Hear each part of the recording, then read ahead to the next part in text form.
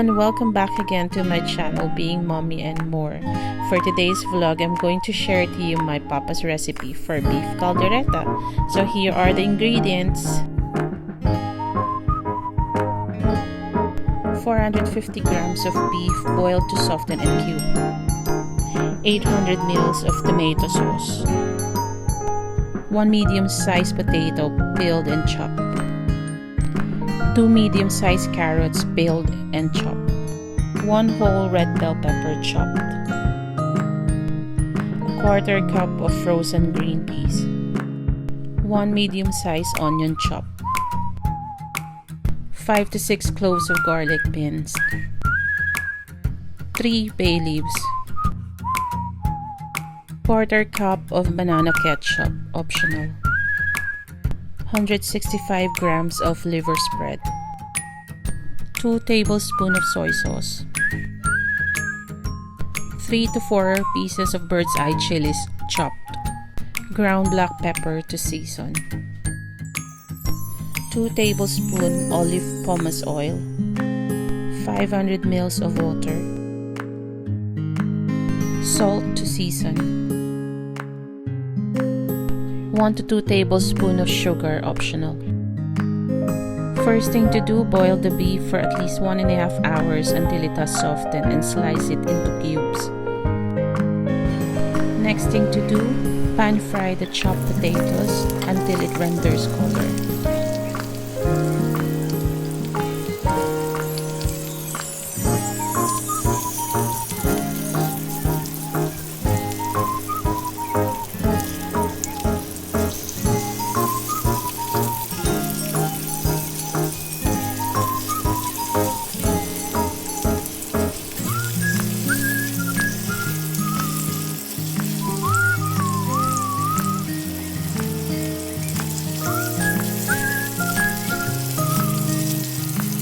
Then set aside.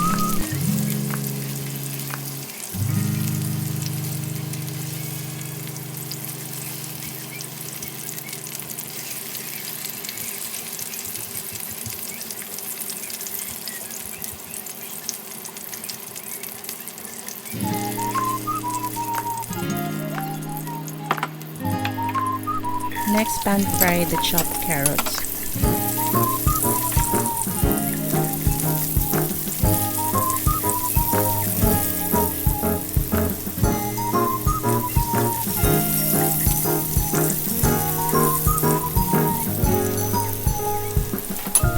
Then set aside.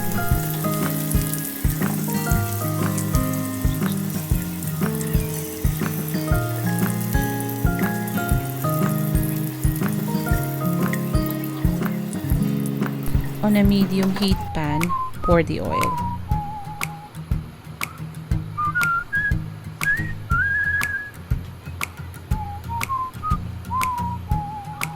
You can add more oil if it's necessary.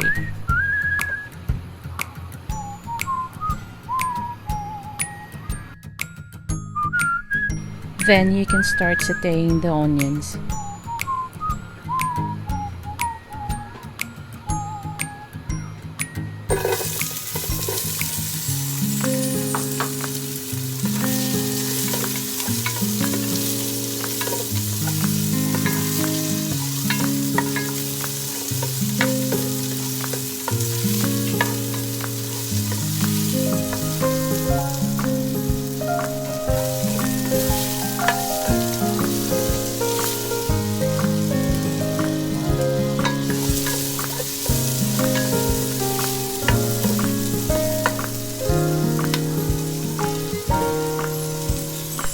Once the onion starts to turn translucent, you can add in the garlic.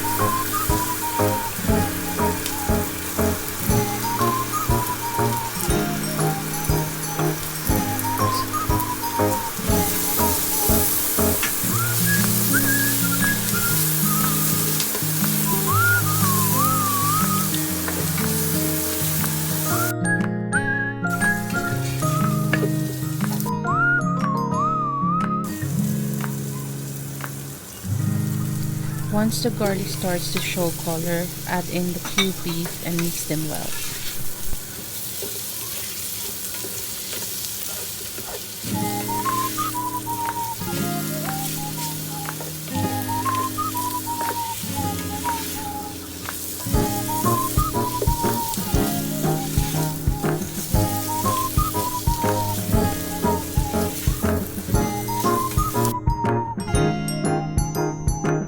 Add the soy sauce next and mix them well.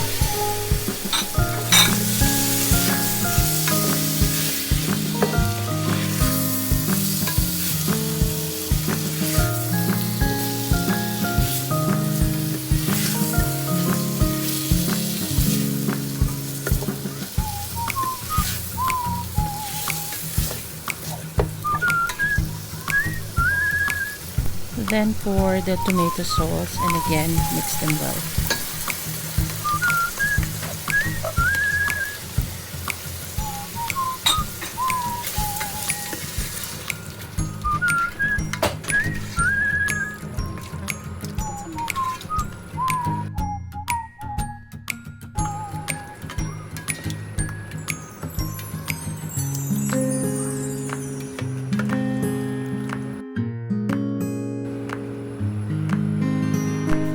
Then, to avoid the tomato sauce from burning, add the 500 ml of water.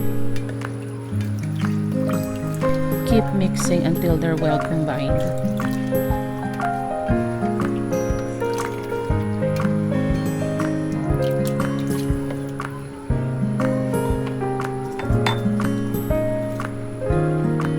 At this point, add the bay leaves.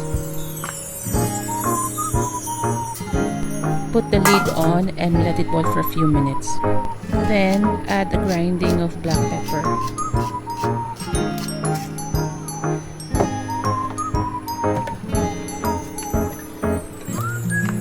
Then add the pan-fried potatoes.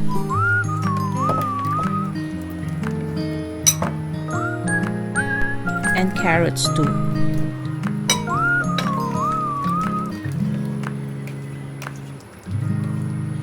Then put the lid back on and let it boil for a few minutes.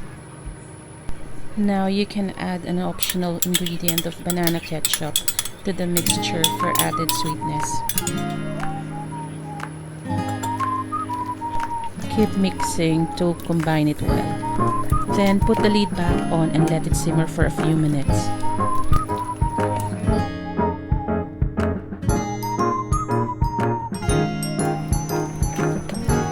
Keep mixing and cover it for a few minutes to let it simmer.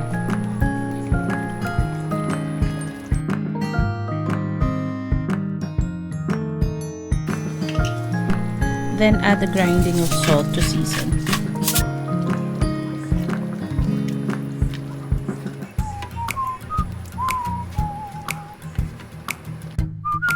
Keep mixing and then cover for a few minutes to simmer.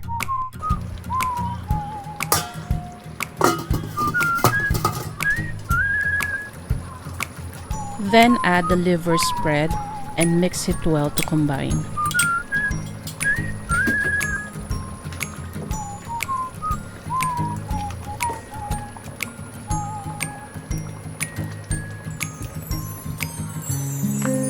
At this point, the sauce has started to thicken and it's nearly ready to serve. Add your chopped red bell pepper too and mix it well.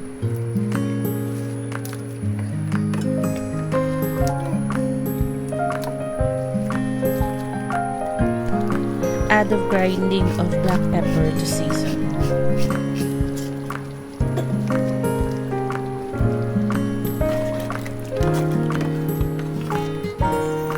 Also at this point, add your frozen green peas.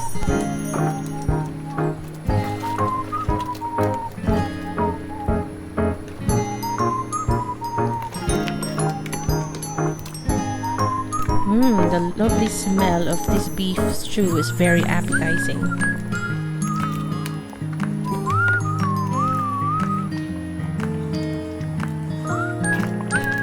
Beef caldereta is traditionally spicy, but you can leave the chilies out if you prefer.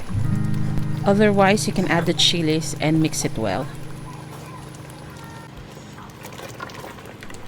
And there you have it, my version of my papa's all-time family fave, beef caldereta. It is best served with warm rice, so enjoy and thank you again for watching.